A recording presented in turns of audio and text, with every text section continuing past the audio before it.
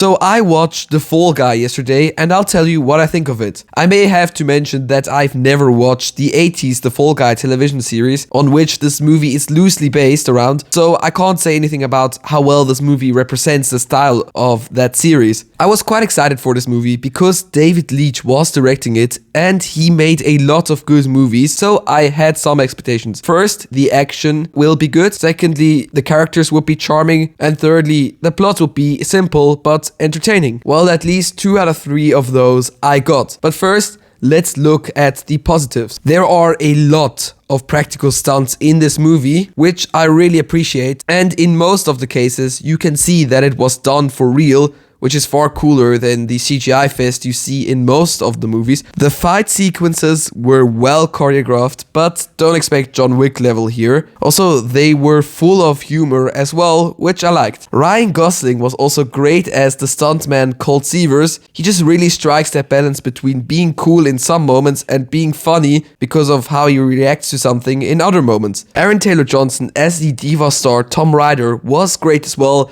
but maybe a bit too much. Emily Blunt and Ryan Gosling also were great together and had some very funny dialogue, but their love story was very predictable. The CGI in this movie was fine, but nothing to write home about, which leads me to my negatives. The stunts, while most of them did look practical, some didn't, and that's not because they weren't, but because they added extra effects, so it looks like it's completely fake and only made with a person standing in front of a green screen. The twist, bad guys, didn't work for me at all, and it was pretty obvious for the most part of the movie. Sometimes the movie did feel like it was slightly too long. My biggest problem with this movie is just that if you just focus on the story alone, you're not going to be blown away by anything. All of the story beats, for instance in the thriller, as well as in the romance aspect, you've all seen before, and it is quite predictable. So one expectation it didn't meet, and that was that this movie is simple but an entertaining story. I mean, the story was entertaining, but